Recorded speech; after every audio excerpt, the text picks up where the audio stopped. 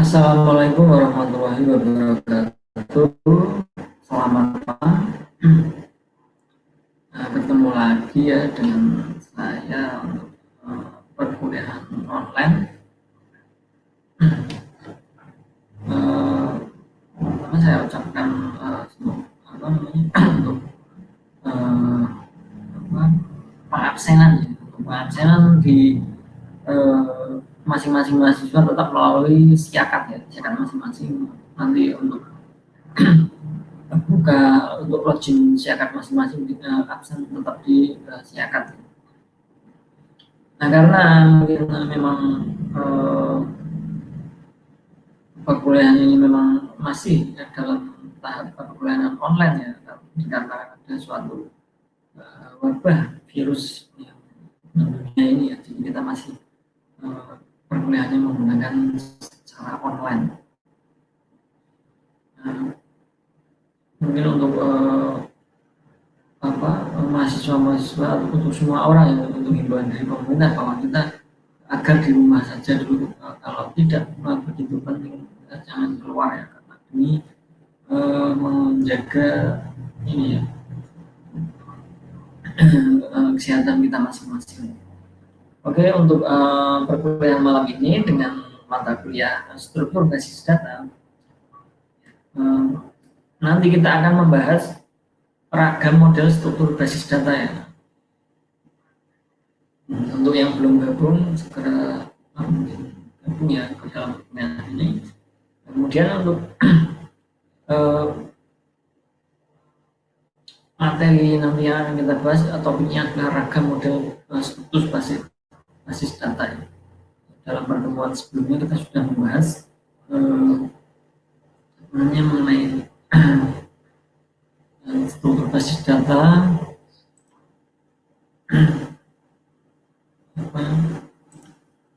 Kemarin kita membahas untuk pertemuan sebelumnya itu kita membahas mengenai konsep dan struktur database ya. Itu sudah saya jelaskan beberapa konsep dari struktur database tersebut seperti apa, sudah saya jelaskan, mungkin sudah dipelajari ulang untuk kalian ya, jadi sudah paham untuk konsep dan struktur database-nya. Nah, kali ini berikutnya kita akan membahas ragam model untuk struktur basis data tersebut ya. Ini sambil nunggu yang lain, kita langsung ke materi saja ya.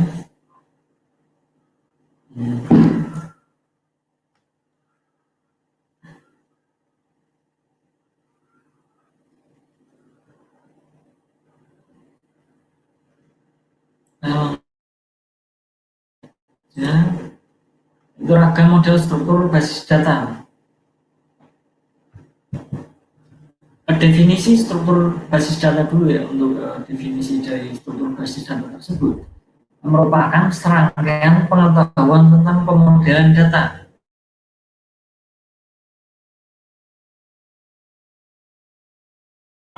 dan serangkaian konsep yang digunakan untuk membuat deskripsi struktur basis data. Nah, melalui deskripsi struktur basis data dapat ditemukan jenis data, hubungan, dan constraint atau batasan data yang ditangani. Dalam basis data diorganisasikan ke dalam bentuk elemen data, file ya, ataupun rekaman rekod untuk datanya, dan untuk berkas file ya. Untuk definisi struktur basis data tersebut, sebelum kita membahas olahraganya, kita harus tahu ya apa itu struktur basis data. Ini yang bisa saya sampaikan ya. Nah kemudian untuk definisi dari ketiga tersebut elemen tadi kita jelaskan ya satu persatu, yaitu yang pertama adalah elemen, kolom atau file ya. File data adalah satuan data terkecil yang tidak dapat dipecah lagi menjadi unit lain yang bermakna. Misalnya data siswa terdiri dari NIS, nama, alamat, telepon, atau jenis kelamin. Jadi ini untuk elemen di sini yang dimasukkan untuk file. Jadi satu data kecil yang tidak dapat terpecah. Jadi untuk menulis nama kami ini sudah memang ini ya, tidak, tidak dapat dipecah lagi. Sebentar.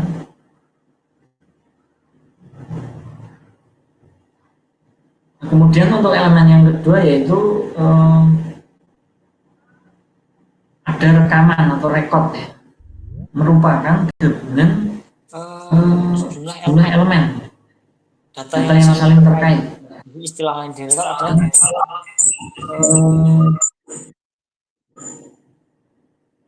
baris atau tupel ya. Jadi untuk isi dari tabel tadi untuk sebuah basis data ya. Jadi untuk rekod sendiri ini adalah ke isinya, isi dari isi atau rekod atau rekamannya dari tabel tersebut ya, di database-nya.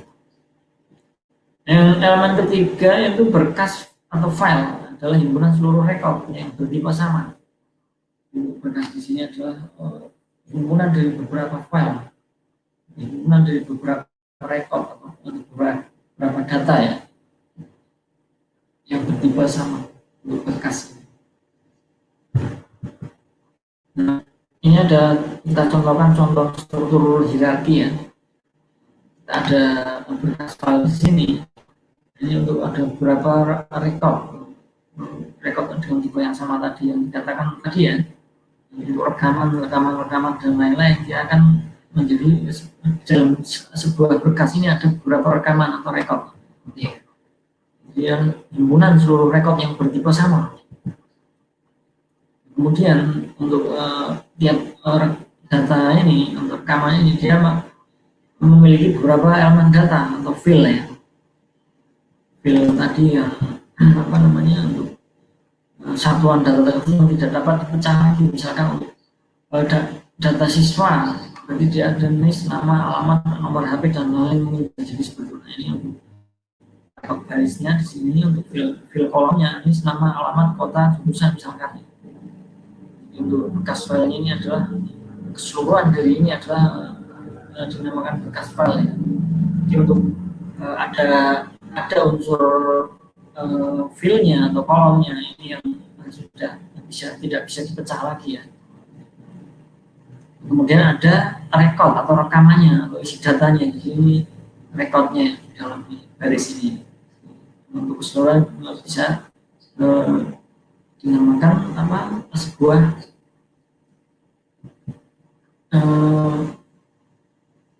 file ya, atau berkas file ya, database. Nah yang kedua, skema atau abstraksi basis data. Jadi abstraksi data adalah merupakan tingkat atau level bagaimana melihat data dalam setiap sistem basis data. Abstraksi data diwujudkan dalam pemodelan data, merupakan sejumlah konsep yang digunakan untuk membuat deskripsi struktur basis data. Melalui deskripsi struktur basis data tersebut dapat ditentukan jenis data dan hubungannya dengan data lainnya. Untuk abstraksi sendiri ya, tingkatan atau level dalam kita melihat untuk sebuah sistem basis data ya. Kemudian yang berikutnya ada skema basis data. Sebentar ya, ada kita akan bisa dulu, kita klik sebentar.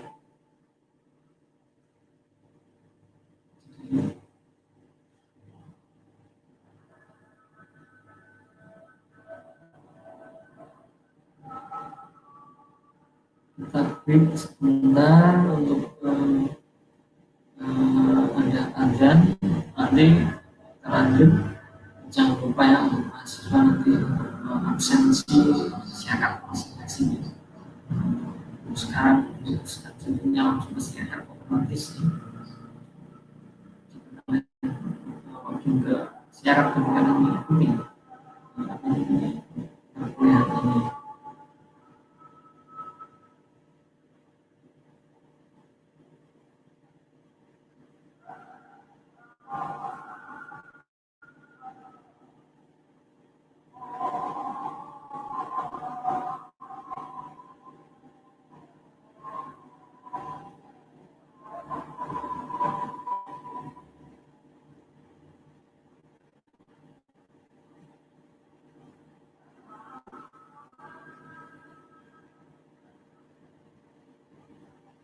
break dulu sebentar ya, maaf.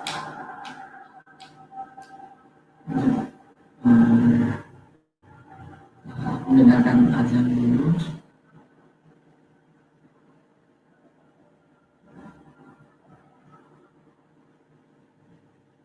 Jangan lupa nanti absen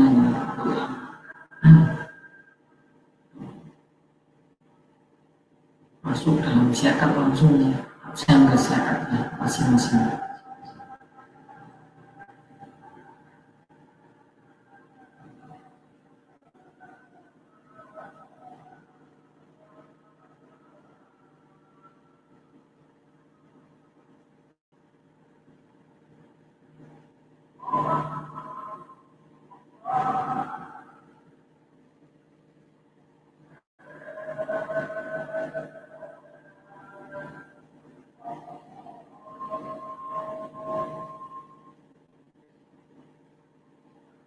Oke, kita lanjut lagi ya untuk yang di abstraksi dan skema. Jadi untuk abstraksi sendiri adalah tingkatan level. Bagaimana melihat data dalam sistem basis data untuk abstraksinya. Dan yang ini disebutkan dalam pemodelan data, merupakan sebuah konsep yang digunakan untuk membuat deskripsi struktur basis data. Nah, untuk yang skema basis data merupakan deskripsi dari basis data yang spesifikasinya ditentukan dalam tahap perancangan.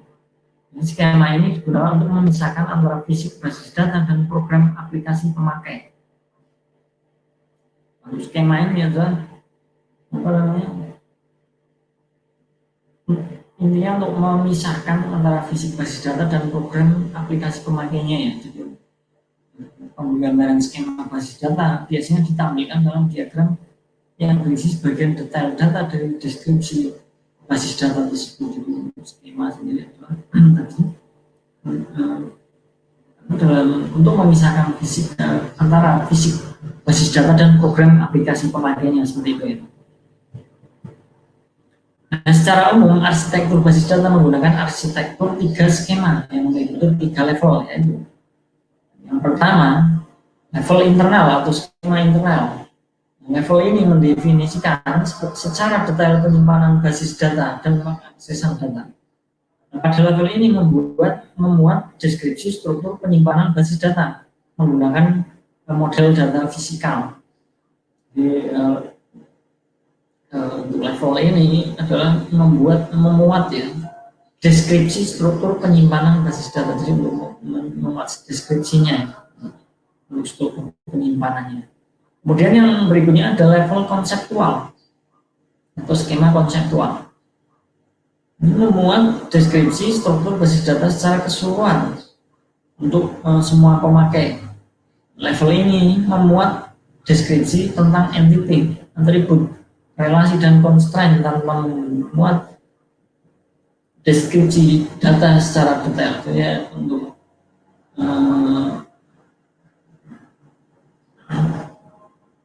level konseptual ini adalah memuat deskripsi struktur basis data jadi soal keseluruhan untuk semua pemakai ya.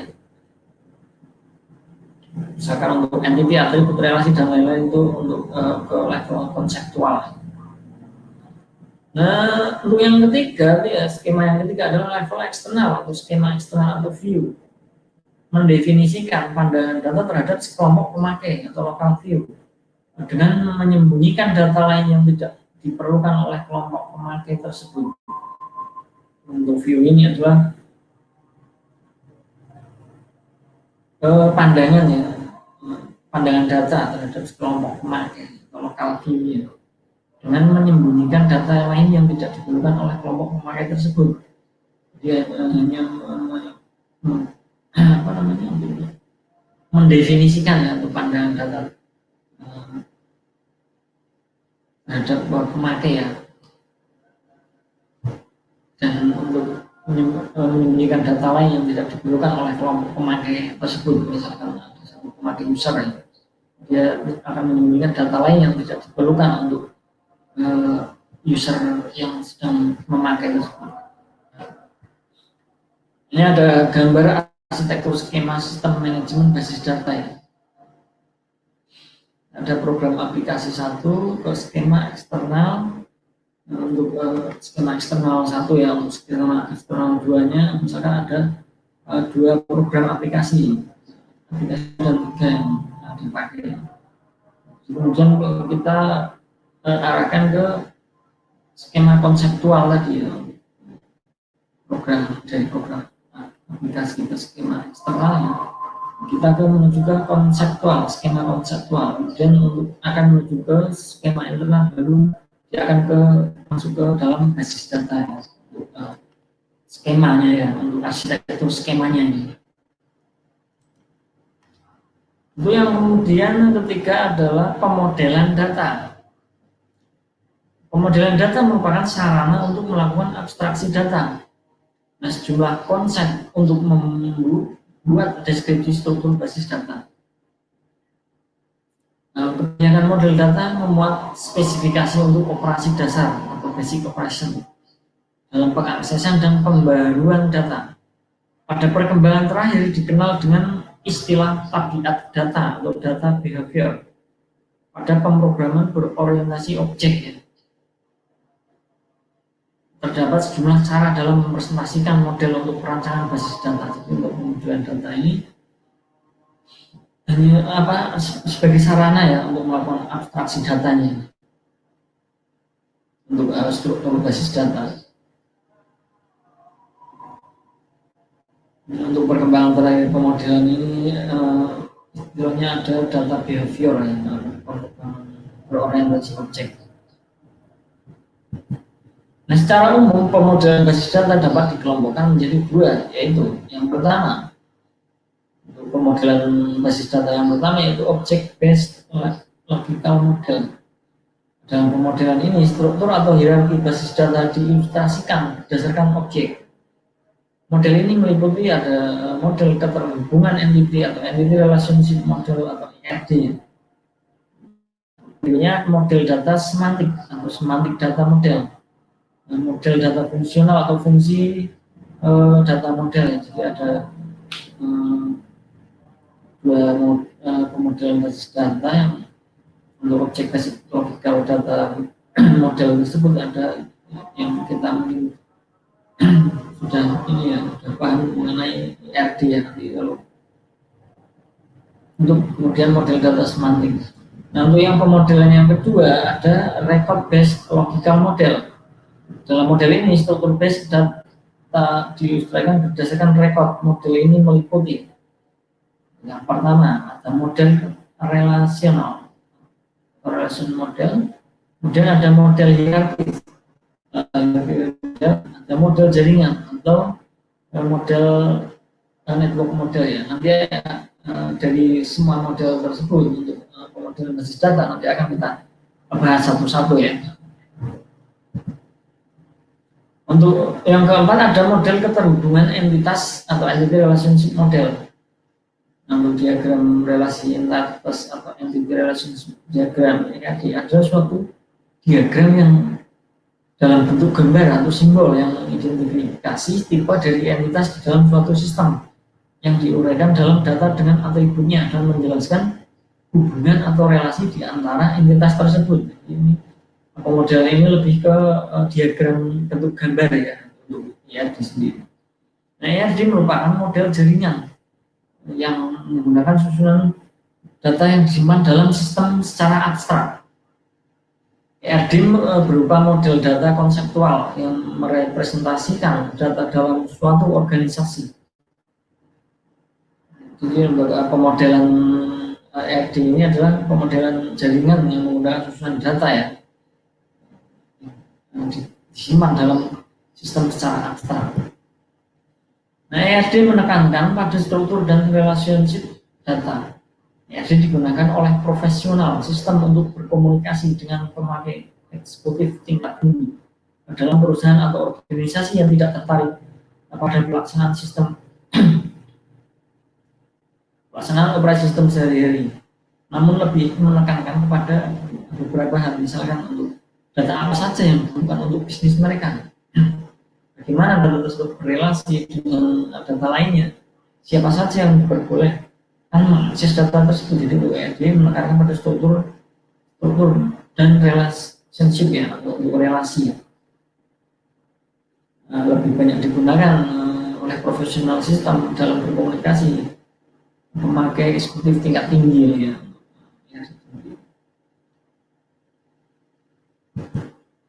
Ini ada contoh diagramnya ya. Bisa kalian melihat contoh, ada diagram untuk ERD ya, dalam database misalnya ada tabel pegawai ya, ada file, ada beberapa file ya, ada alamat inisial, nama belakang dan lain-lain. Kemudian ada tabel departemen, dia juga mempunyai beberapa file ya, jadi untuk pegawai bekerja untuk departemen. Nah, departemen mengepalai pegawai. Jadi ini ada relasi antara tabel pegawai dan departemen sendiri. Nah, juga untuk proses kerjanya dia juga mengatur apa? Dia ada tabel proyek. Jadi proyeknya juga mempunyai beberapa file. Jadi saling berelasi ya antara proyek dan pegawai pun. Pegawai bekerja pada proyek tadi ya, ini apa prosesnya ya, untuk proses ke proyek. Nah, pegawai menanggung apa tanggungannya, misalkan dan nama jadi kami tanggal hubungan untuk filenya ya, jadi untuk tanggungan dari pegawai tersebut apa. Nah, untuk ini salah satu ya, sedikit contoh diagram ERD dari pemodelan tadi ya, entity relationship diagram. Jadi ada relationship-nya atau relasinya antara data tabel di suatu basis data. Untuk yang model berikutnya ada model hierarki basis data atau hierarki model. Dalam model ini data disusun menurut struktur pohon. Puncak dari hierarki disebut dengan root, sedangkan entitas atau interface di bawahnya dikenal sebagai induk atau parent. Nah, entitas induk mempunyai beberapa subentitas yang disebut anak atau kecil. Nah, entitas dalam model hierarki dilambangkan dengan 4 persegi panjang, sedangkan relasi atau hubungan dengan entitas lain dinotasikan dengan garis ini. Ini gambar di bawah menjelaskan salah satu contoh model hierarki basis data. Level konseptual sistem perkuliahan ini hanya contoh seperti contoh untuk hierarki ya. Universitas dia berperan sebagai root karena akarnya ya, akar dari perkuliahan itu ada universitas. Kemudian ada orang tua yang dilambangkan dengan orang tua adalah tadi untuk parent tadi ya, untuk dia tidak apa namanya, dia bisa mempunyai beberapa anak ataupun relasi apa ya, untuk jenisnya ya, untuk ada mahasiswa, ada dosen di dalam sebuah fakultas ini. Jadi mempunyai anak mahasiswa ataupun dosen. Mahasiswa dan dosen ini sebagai kecil atau anak dari fakultasnya, Kemudian dosen ada mengampu mata kuliah. Jadi untuk ini, untuk anak ini bisa banyak ya, misalkan untuk mahasiswa untuk kuliah ataupun dosen untuk mata kuliah mengampu beberapa mata kuliah pun dia juga bisa. Ini hanya sedikit sama kecil aja ya untuk model hierarki, mungkin bisa dipahami ya pemodelan hierarki basis data yang level konseptual untuk sistem perkuliahan. Ada di gambar itu hierarki basis data di atas dapat dibuat struktur pengodean rekod atau data level fisik untuk setiap entitas beserta hubungan antara entitas. Susunan hierarki ditunjukkan dengan tanda anak panah pada data atau file yang digunakan sebagai kunci pada primary key daerah di akhir tadi. Untuk relasi dalam hierarki adalah hubungan antara entitas dinyatakan dalam satu banyak atau one to many atau satu-satu one to one. Kelemahan hierarki model adalah tidak dapat dilakukan pencarian data pada file atribut. Jadi untuk hierarki sendiri untuk pencarian datanya tidak bisa ya untuk menggunakan pencarian data pada file atributnya ya. Misalnya tidak dapat menampilkan data pada tabel mata kuliah berdasarkan jumlah SKS, karena jumlah SKS bukan kunci data. masalah ini dapat diatasi dengan mengubah struktur data dengan memberi hubungan khusus, misalnya dengan variabel apa namanya, variabel pointer ya, untuk yang model fisik untuk model ini seperti ini ya. Misalkan tes zaman dan seperti contoh saja, ada fakultasnya. Kode fakultasnya apa? FT01 ya. Nah, di dalam fakultas ini ada beberapa field, nama fakultas, jumlah jurusan, jumlah dosen, jumlah mahasiswa. Untuk kemudian untuk fakultas ini ada dua unsur untuk kita mencontohkan pada perkuliahan. Ini untuk mahasiswa, maksudnya ada fieldnya, nama mahasiswa dan jurusan. Jadi ada untuk dosennya, ya, dia ada kode dosen, nama dosen ini dan golongan. Dan untuk dosen sendiri ada mengampu mata kuliah, kedua mata kuliah yang dosen ini mengampu adalah nama kuliahnya apa, matematika yang jumlah SKS-nya, semesternya, dan lain-lain yang ini sebagai contoh saja untuk model level fisik ya. Untuk yang tadi adalah model level konseptual ya. Masih dalam konsep ya, dalam diagram hierarki, contoh model hierarki basis data ini. Kemudian model yang berikutnya adalah model jaringan basis data atau network model ya. Jadi untuk dalam model jaringan entitas induk maupun anak dapat terdiri lebih dari dua entitas. Untuk jaringan dia induk maupun parent maupun child tadi dapat terdiri dari dua entitas. Model ini merupakan pengembangan model hierarki. Relasi antara entitas dalam network model adalah satu ke satu atau satu ke banyak. Jadi untuk model ini adalah lebih ini ya, pengembangan dari hierarki tadi ya. Jadi untuk fakultas sendiri dia bisa terdiri dari dua entitas ya. Bisa lebih dari dua entitas. Jadi untuk mahasiswa registrasi dia ke kuliah juga, karena ini untuk bisa ke dua entitas ya. Fakultas tidak hanya ke mahasiswa atau kuliah, tapi dia juga bisa ke untuk berrelasi ke mata kuliah. Ini lebihnya lebih ke apa namanya, untuk jaringan itu ada relasinya lebih banyak ya untuk model basis data network model ini. Dalam network data model tidak diperlukan terdapat relasi banyak ke many to many. Untuk membuat relasi many to many dalam network model dibutuhkan entitas perantara yang disebut sebagai rekaman silang atau intersection record. Di bawah di atas entitas adalah merupakan entitas perantara antara entitas mahasiswa dengan entitas mata kuliah. Ini untuk registrasi ini adalah sebuah entitas perantara ya. Organisasi rekor data pada model jaringan, contoh juga yang model jaringan yang tadi untuk yang hierarki sendiri dia tidak untuk fakultas sendiri hanya ke dosen dan mahasiswa tadi untuk relasinya, tapi tidak dengan model jaringan seperti ini, dia masuk ke mata kuliah juga perantara atau intersection record ya. Jadi dia sebagai intersection record mata kuliah baru ke registrasi mahasiswa juga dia kanunnya penjembatan dari registrasi ini untuk ke mata kuliah ya, untuk intersection record. Model data relasional adalah suatu model basis data yang menggunakan tabel dua dimensi yang terdiri atas baris dan kolom untuk menggambarkan sebuah berkas data. Model ini menunjukkan cara mengelola atau mengorganisasikan data secara fisik dalam memori sekunder. Hal ini akan berdampak pula pada bagaimana pengguna mengelompokkan data dan membentuk keseluruhan data yang terkait dalam sistem yang kita buat itu ya. Jadi suatu model menggunakan tabel 2 dimensi.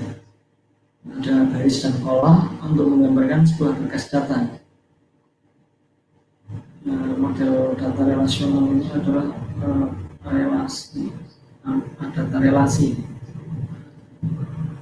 Sudah selesai untuk materi kita pada kuliah online malam ini ya. Sudah saya jelaskan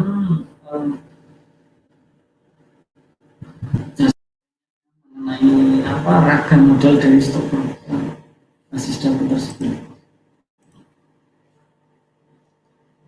Ada beberapa pemodelan yang ada di dalam struktur basis data tadi. Mungkin sudah cukup jelas untuk perkuliahan online malam ini. Sudah saya jelaskan untuk apabila untuk lebih jelasnya nanti akan saya share untuk materinya di forum kita di Classroom nanti ya. Setelah perkuliahan ini nanti akan saya share langsung ke Classroom-nya. Jadi kalian pelajari kembali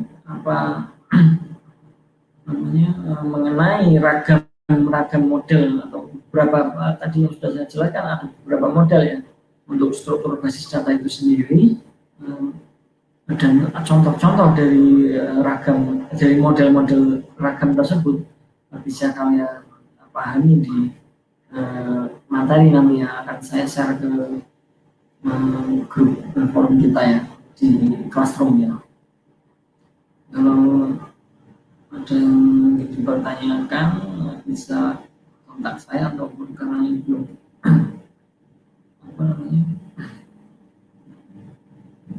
nanti kontak saya atau ke forum di Classroom bisa didiskusikan ya kalau memang ada yang dipertanyakan. Ini untuk perkuliahan ini cukup ya. Semoga apa yang saya sampaikan mengenai ragam model struktur basis data tersebut bisa dipahami untuk mahasiswa semua ya, dan bisa bermanfaat untuk kita semua. Bisa kita lebih tahu berapa ragam model untuk struktur basis data tersebut. Terima kasih untuk semua mahasiswa, teman-teman ya. Jadi mungkin karena waktu juga perkuliahan ini kita akhiri, tapi sebenarnya saya sampaikan juga untuk mengenai wabah yang sekarang ini lebih hati-hati ya. Kalau memang tidak terlalu penting jangan untuk keluar, apalagi ke tempat-tempat umum ya. Jadi kita lebih mencegah ya, antisipasi agar tidak terkena wabah tersebut, dan jangan lupa juga jaga kesehatan, jaga imun kita agar kita tidak terkena virus tersebut. Semoga untuk virus tersebut segera berakhir dan kita akan bisa melakukan kuliah tatap muka secara langsung seperti biasanya ya, karena kita sudah cukup lama untuk perkuliahan online ini. Jadi semoga nanti segera berakhir dan kita akan melakukan perkuliahan seperti biasa di kampus kita. Sudah cukup ya, saya akhiri saja untuk pertemuan perkuliahan ini hari Selasa ya, untuk struktur basis data untuk semester 2 ini ya. Yang tadi kita membahas ragam model struktur basis data. Saya akhiri saja.